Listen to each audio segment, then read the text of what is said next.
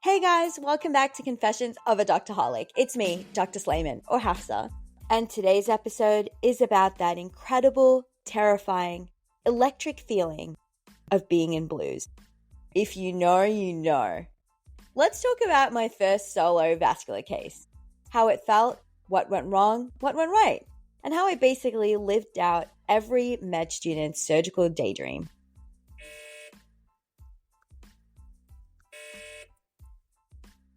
So let me set the scene. This was a fistula creation, stage 2. Stage 1 is where we connect an artery to a vein to start maturing the fistula. Stage 2 is when we bring that matured connection closer to the surface so it's easier for dialysis access.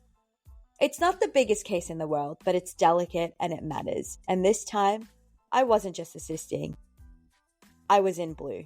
I was the surgeon. I scrubbed in with one of my favorite attendings, super smart, super chill, and very into teaching. And I was honest with him. I told him straight up, I've never done this before. I haven't even seen one yet, but I'm ridiculously excited to be here. And he smiled and was like, perfect. You're going to learn it from scratch the right way. Which if you've ever been in that moment, you know, there's nothing better. We start the case. He walks me through the skin incision, layer by layer, and then he shows me this cool trick. He says, if you go slightly lateral here, you'll actually get less bleeding. And that's the kind of wisdom you don't get from textbooks. That's lived experience. He lets me cut. He lets me dissect. I'm holding the instruments. I'm exposing the vessel. And suddenly, I'm not just helping, I'm driving. Now, real talk. There was a small part of me that was like, I wish I were a senior. Because if I were, I'd get to do even more. Like manage the case from top to bottom. Coordinate the whole flow. And honestly, just have that extra confidence. But also, there's something really humbling about not knowing everything. About doing your best, learning from the ground up, and building that confidence cut by cut. And that day, I was building. As we get deeper into the case, he started quizzing me on anatomy, walking me through each vessel, each clamp, each suture. He'd say things like, this is where your exposure matters. Here's where you want your angle, not here. Don't just place a stitch, place it with purpose. And in between all of that, he was cracking jokes, making the OR light, easy, safe. That balance of serious teaching and, hey, this is fun too, energy, it made all the difference.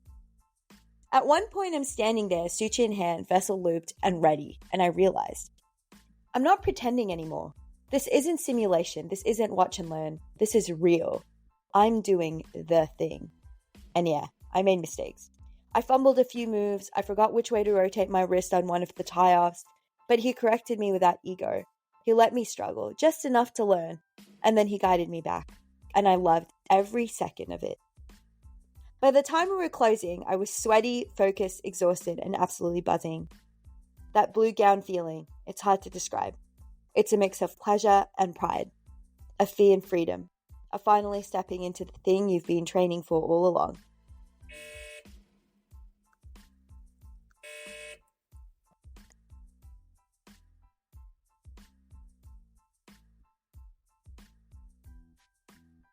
So that's today's confession.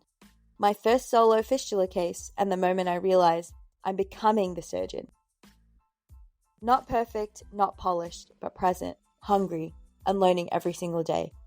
If you've had a blue gown moment or if you're still dreaming of yours, I see you. Thanks for tuning in. Until next time, stay scrubbed, stay curious, and when you get your shot, take the scalpel.